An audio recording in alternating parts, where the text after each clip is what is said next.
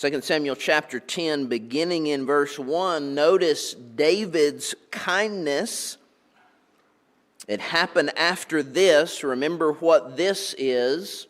Last Sunday evening in chapter 9 of 2 Samuel, King David wanted to be kind and demonstrate kindness to someone from Saul's family on Jonathan's behalf.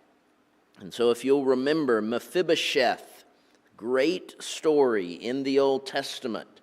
Mephibosheth, who was handicapped, physically handicapped, and so not in line for the throne, but King David took care of him, was kind to him, because Jonathan had been kind to King David. And so it happened after this that the king of the people of Ammon died, and Hanun, his son, reigned in his place. And then David said, I will show kindness to Hanun, the son of Nahash, as his father showed kindness to me. So again, we see King David demonstrating his kindness to those around him because of the way that he's been treated. Now, we don't know exactly of the instance that David is talking about at the end of verse 2 there. The Bible does not record when Nahash, his father, showed kindness to David. But there was an instance, evidently, and so David now wants to return the favor, much in the same way that he wanted to be kind to Mephibosheth because of how Jonathan had been kind to David. And I want you to remember what we talked about last Sunday evening, because we talk about it again tonight. Listen to 1 John chapter 4, verse 11. Beloved, if God so loved us, we also ought to love one another. Well, is that true? Has God so loved us? Yes, Brother Richard, that is true. Then consequently, you and I ought to demonstrate love for others because of how God loved us. And that even extends to, as we think about Sanctity of Life Sunday, that even extends to those who aren't like us, those who don't look like us, those who don't talk like us, those who don't think like us, those who don't vote like us. Because even in all of those differences, every single human being is created in the image of God. Do you believe that, brothers and sisters? You believe that's what Genesis teaches us? That every single human being, citizens of this great nation and citizens of nations on the other side of the world who are hostile to this great nation, even they were created in the image of God. And as followers of Christ, we are called to love others because God loved us. And David was being kind because others had been kind to him. Not only do we see David's kindness, but beginning at the second half of verse 2, we see Hanun's foolishness. Hanun's foolishness. So David sent by the hand of his servants to comfort him concerning his father. So Hanun's father had passed away, and David sent some delegates to him to comfort him. And David's servants came into the land of the people of Ammon, and the princes of the people of Ammon said to Hanun their lord, do you think that David really honors your father because he has sent comforters to you? Listen to this. Listen to what they said. Has David not rather sent his servants to you to search the city, to spy it out, and to overthrow it? They thought David had ulterior motives, and they were suspect of these comforters, so to speak. And so, what did Hanun do? Well, verse 4. Then Hanun took David's servants, shaved off half of their beards, cut off their garments in the middle at their buttocks, and sent them away. Remember the title of my message? Don't mess with David. When they told David, he sent to meet them because the men were greatly ashamed, or your Bible may say humiliated.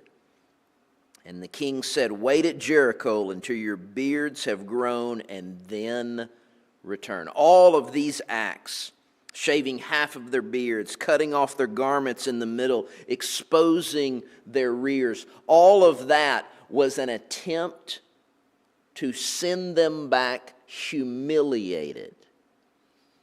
And boy, did it ever accomplish what Hanun wanted.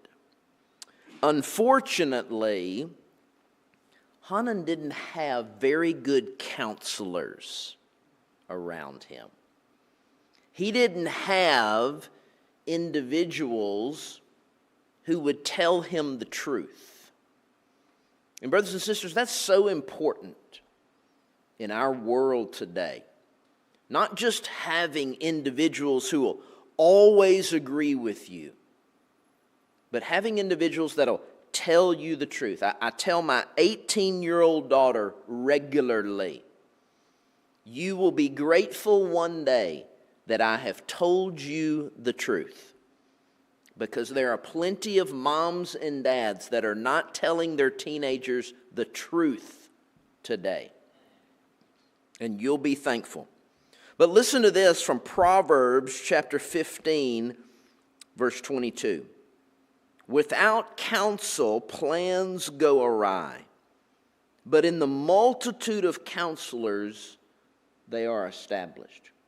Brothers and sisters, in our lives, in our church, it is so important that we have counselors, godly men and women around me, godly men and women around Brother Ronnie, around Brother Chris, or around our leadership, not just saying yes, yes, yes, but telling them the truth.